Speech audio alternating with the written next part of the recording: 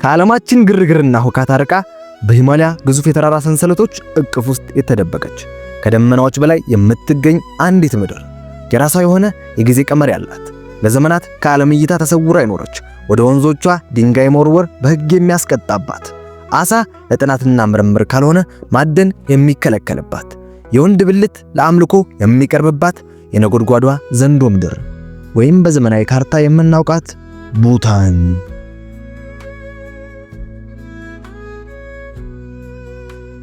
ይህች ሀገር እንደኛዋ ኢትዮጵያ የራሷ የሆነ ጥንታዊ ታሪክ፣ ልዩ ባህል እና ኩሩ ሕዝብ ያላት ናት።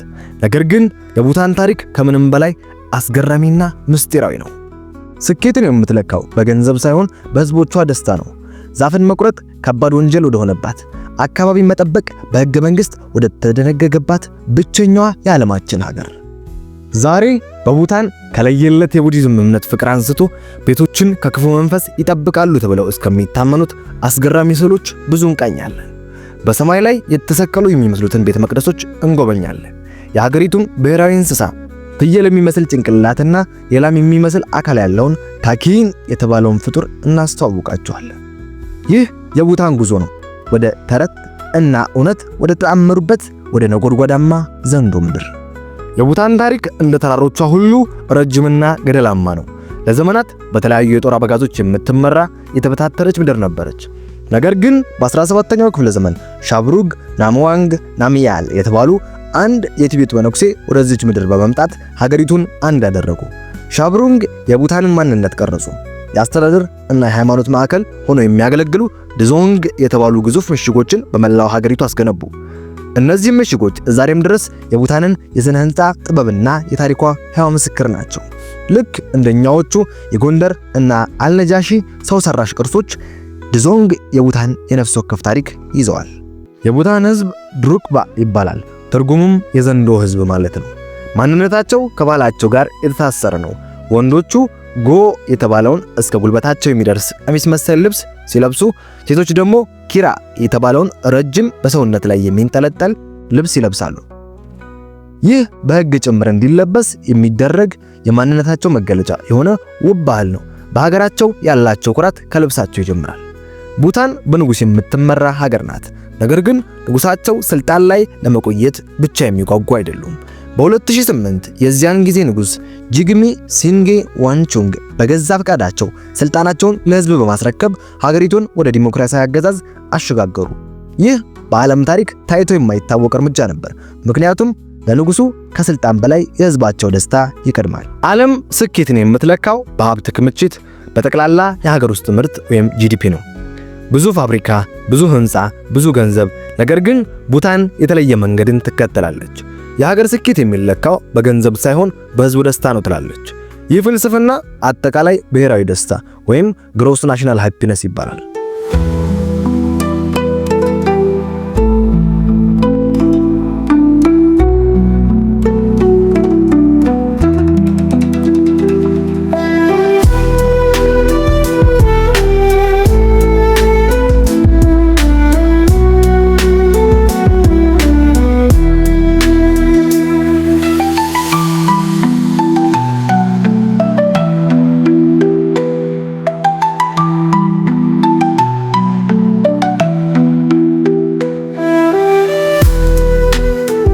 ይህ ፍልስፍና በአራት ዋና ዋና ምሰሶች ላይ የተመሰረተ ነው። ዘላቂ እና ፍትሃዊ ማህበራዊና ኢኮኖሚያዊ ልማት፣ የአካባቢ ጥበቃ፣ የባህል ጥበቃ እና ማበልጸግ ናቸው። ሌላው ደግሞ መልካም አስተዳደር። ይህ ማለት መንግስት ማንኛውም ፖሊሲ ሲያወጣ ይህ ውሳኔ የህዝባችንን ደስታ ይጨምራል ወይስ ይቀንሳል ብሎ ራሱን ይጠይቃል። አንድ መንገድ ሲሰራ፣ አንድ ፋብሪካ ሲገነባ በአካባቢው እና በህዝቡ ደስታ ላይ የሚያመጣው ተጽዕኖ በጥልቅ ይታሰባል። ለዚህም ነው ቡታን የዓለማችን ብቸኛዋ ካርቦን ኔጌቲቭ የሆነች ሀገር የተባለችው። ከምታመነጨው የካርቦን ዳይኦክሳይድ መጠን በላይ የምትመጥ ሀገር ናት። ህገ መንግስታቸው ከሀገሪቱ የመሬት ስፋት 60% ሁሉንም በደን የተሸፈነ መሆን እንዳለበት ያስገድዳል። ለቡታናውያን ተፈጥሮ የደስታቸው ምንጭ ናት። ስለዚህ እንደ አይናቸው ብሌን ይጠብቋታል። ይህ ለቀሪው ዓለም ትልቅ ትምህርትና የሚደንቅ ተግባር ነው። የቡታን ሕይወት ከቫጅራያኒ እና ቡዲዝም ጋር በጥብቅ የተቆራኘ ነው። እምነታቸውን በየተራራው ጫፍ፣ በየሸለቆው ስር እና በየልባቸው ሰርጾ ይገኛል። ከነዚህ ቅዱስ ስፍራዎች ሁሉ እጅግ አስገራሚውና አስደናቂው ፓሮ ታክፓንግ ወይም የንብር ጎጆ በመባል የሚታወቀው ታላቁ ገዳም ነው።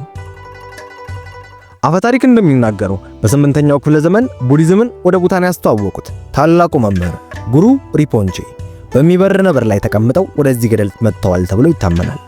በዚህ ዋሻ ውስጥ ለ3 ዓመታት ከ3 ወር ከ3 ሳምንት ከ3 ቀን ከ3 ሰዓት በጥልቅ ተመስጦ ውስጥ ከቆዩ በኋላ የክፉ መናፍስትን ኃይል አሸንፈዋል ብሎ ይታመናል። ዛሬ ይህ ገዳም በገደሉ ላይ እንደተሰቀለ የእምነታቸው ጥንካሬና የማይናወጥ መንፈሳቸውን ይመሰክራል ብሎ ይታመናል። ወደዚህ ገዳም መድረስ በራሱ አንድ ረጅም ጉዞ ነው። ከ900 ሜትር በላይ ከፍታ ባለው ገደል ላይ በእግር መጓዝን ይጠይቃል። ነገር ግን ከላይ ሲደርስ የሚገኘው ሰላምና አስደናቂ እይታ የጉዞውን ድካም ሁሉ ያስረሳል። የቡታን እምነት በበዓላትም ይገለጻል። ፓቹ በመባል የሚታወቁት ዓመታዊ የጭንብል ዳንስ ፌስቲቫሎች የተለያዩ አማልክትንና አጋንንትን የሚወክሉ ዳንሶች፣ ታሪካዊና ሃይማኖታዊ ክንውኖችን በትወና ያሳያሉ። ይህ ለሕዝቡ መንፈሳዊ በረከት እና ማህበራዊ መስተጋብርን መግለጫ ጊዜ ነው። ነገር ግን የቡታን እምነት በገዳማት ብቻ የተወሰነ አይደለም።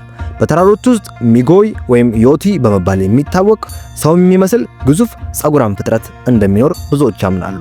ሳይንቲስቶች ማስረጃ ባያገኙለትም ለቡታናውያን ሚጎይ የተፈጥሮና ምስጢራዊ የሆነ ያልተገራ ኃይልን የሚያስታውስ እውነተኛ ፍጡር ነው።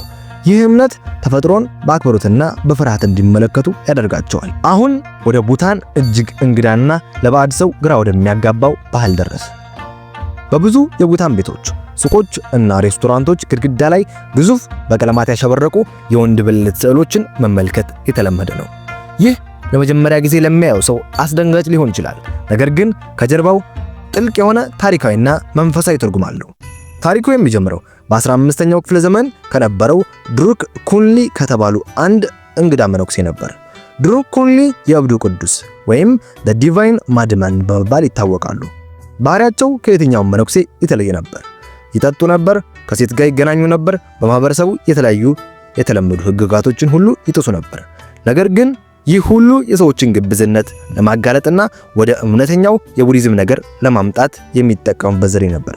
አፈታሪክ እንደሚለው ድሩክ ኩንሊ የነበልባል ነጎድጓድ ብለው በሚጠሩት አስማታዊ ብልታቸው አጋንንቶችን፣ ክፉ መናፍስቶችን እንደሚያሸንፉ ነበር። ስለዚህ ዛሬ እነዚህ ስዕሎች ቤትን ከክፉ ዓይንና ከሐሜት ለመጠበቅ እንዲሁም ለእምነትና ጤናን ለማምጣት እንደሚረዱ ይታመናል። እነዚህ የወሲብ ምልክቶች ሳይሆኑ መንፈሳዊ ጥበቃና ጋሻዎች ናቸው ተብለው ይታመናሉ። የእብዱ ቅዱስ ታሪክ በዚህ አያበቃም። የቡታን ብሔራዊ እንስሳ የሆነውን ታኪን የተባለውን እንግዳ ፍጡርም ከሱ ጋር ይያያዛል። በአንድ ወቅት ድሩክ ኩንሊ በአንድ ትልቅ ግብዣ ላይ ሙሉ ላምና ፍየል በልተው ከጨረሱ በኋላ የፍየሏን ጭንቅላት በላሟ አጽም ላይ በማስቀመጥ ሕይወት እንደዘሩበት ይነገራል። ታኪን ዛሬም ድረስ የፍየል ጭንቅላት እና የላም አካል ያለው ይመስላል። ይህ እንስሳ የቡታን ልዩና ከየትኛውም ሀገር የተለየ ተፈጥሮ ገጽታን ያሳያል። እግር ኳስ ወይም አትሌቲክስ የብዙ ሀገራት ብሔራዊ ስፖርት እንደሆነ ሁሉ የቡታን ብሔራዊ ስፖርት ዳ ወይም የቀስት ውርወራ ነው። ነገር ግን ይህ ተራ ስፖርት አይደለም። እሱ ማህበራዊ ክስተትን፣ ባህላዊ በዓል እና የወንዶች ኩራት መገለጫ ነው። የቡታን ቀስት ውርወራ ሜዳ ከየትኛውም የኦሎምፒክ ውድድር ይበልጥ ረጅም ነው፣ 145 ሜትር ርቀት ያለው። ኢላማዋ ደግሞ ከሌሎቹ በጣም ጠባብና ትንሽ የሆነች ናት። ኢላማውን መምታት ትልቅ ክህሎት ይጠይቃል። ነገር ግን ውድድሩ ልዩ የሚያደርገው አካላዊ ብቃቱ ብቻ አይደለም። ውድድሩ ሲካሄድ የቡድኑ ሴት ደጋፊዎች የራሳቸውን ተጫዋቾች ለማበረታታት ይዘፍናሉ። የተቃራኒ ቡድን ተጫዋቾች ደግሞ ትኩረትን ለመበተንና በቅኔና በስድብ ያሸማቅቋቸዋል። የአያት ኃይል ነው እንደዚህ የፈዘዘው፣ ያ ቀስት እንደ እርጥብ ኑድል ተንጠልጥሏል እያሉ ይጮሃሉ። የቡታን አስገራሚ ልምዶችና ታሪኮች በዚህ የሚያበቁ አይደሉም። እስካሁን ድረስ የቡታን ዋና ከተማ ቲምፉ ዋና ከተማነቷን እንደያዘች ናት። ነገር ግን የትራፊክ መብራት የሌላት ብቸኛዋ የዓለማችን ዋና ከተማ ናት። ይልቁንስ የትራፊክ ፍሰቱን የሚቆጣጠር በእጅ ምልክት የሚሰጡ ፖሊሶችን የያዘ መንገዶችን ይዛለች። ሌላው ትንባሆ ነው። በቡታን ትንባሆ መሸጥም ሆነ በአደባባይ ማጨስ በሕግ የተከለከለ ነው። ይህን ሕግ በማውጣት በዓለም የመጀመሪያው ሀገር ነች። ቃሪያ እንደ አትክልት ይቆጠራል። ቃሪያ እንደ ማጣፈጫ ቅመም ሳይሆን እንደ ዋና የአትክልት አይነት ተቆጥሮ ለምግብነት ይውላል። ዝነኛው ምግባቸው ኤማዳትሺ የሚባለው በብዛት በቃሪያና በአይብ የሚሰራው ምግብ ነው። ሌላው በቡታን አስገራሚው ነገር እንደ ዓለም ላይ እንደምናየው የቤተሰብ ስም ዝርዝር ነው። አብዛኛው የቡታን ሕዝብ የቤተሰብ መጠሪያ ስም የለውም። ልጆች ሲወለዱ በአካባቢያቸው ከሚገኝ የሃይማኖት አባት ወይም ላማ 2 ስሞች ይሰጧቸዋል። እነዚህም ከቤተሰብ አይወረሱም። በቡታን የሚገኙት ረዣዥም ተራራዎች እንደ ቅዱስ የመናፍስት ማደሪያ ስለሚቆጠሩ ጫፋቸው ድረስ መውጣት በሕግ የተከለከለ ነው።